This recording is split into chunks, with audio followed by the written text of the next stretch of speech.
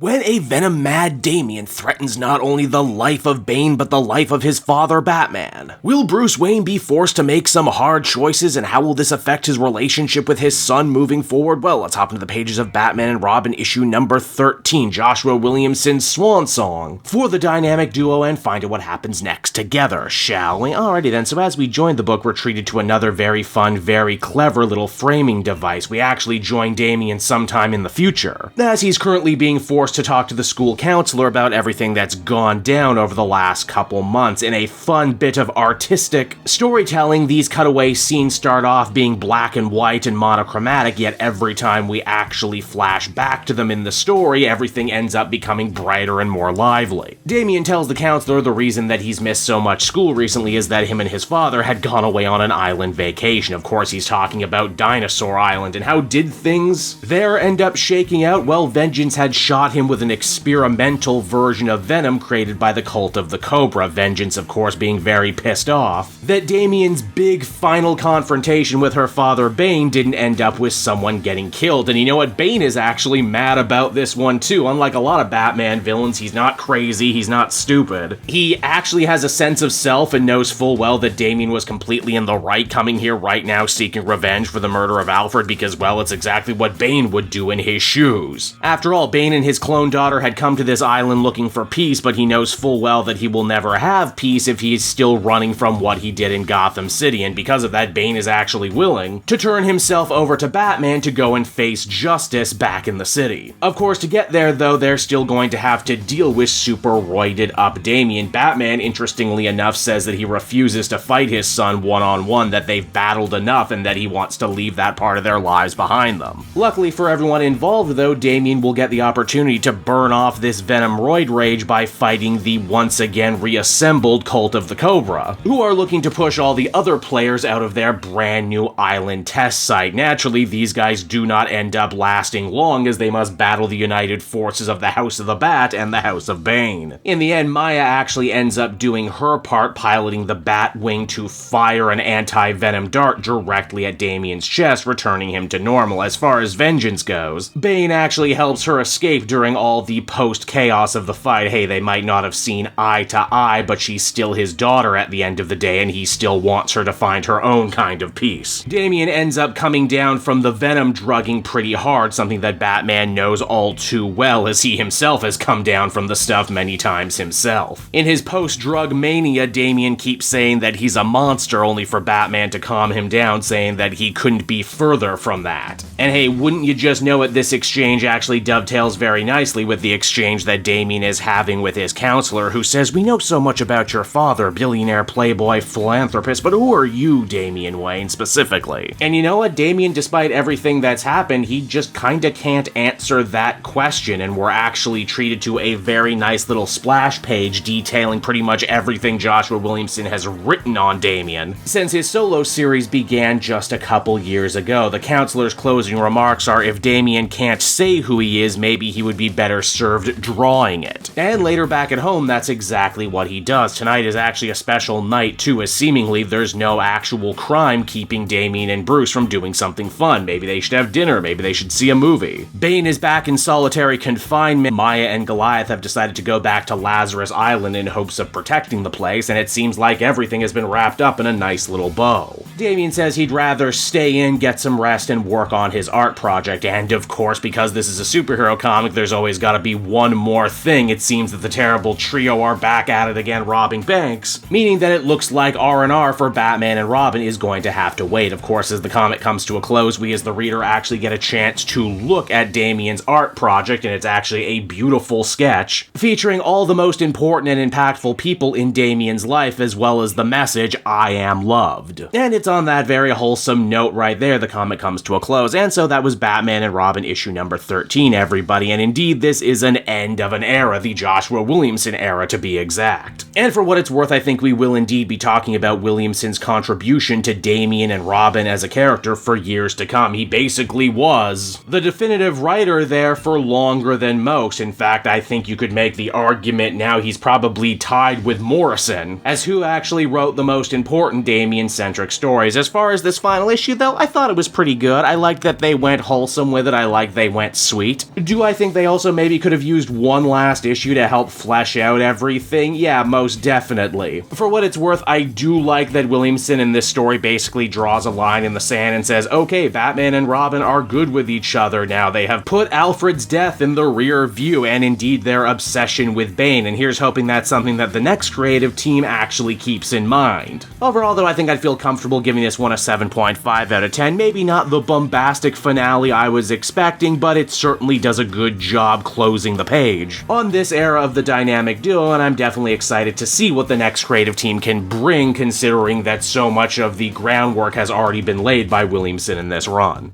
Hey there everyone, it's your old pal Cape Joel again, thanking you so much for watching to the end of the video. I hope you enjoyed it, and if you did, why not check out my Amazon link down in the description. Yes, that's right, the Cape Joel channel officially has its own Amazon storefront now. You can pick up a comic or anything else for that matter, and if you did, you'd really be helping me in the channel. So with that out of the way everyone, I will see you again next time. Bye-bye.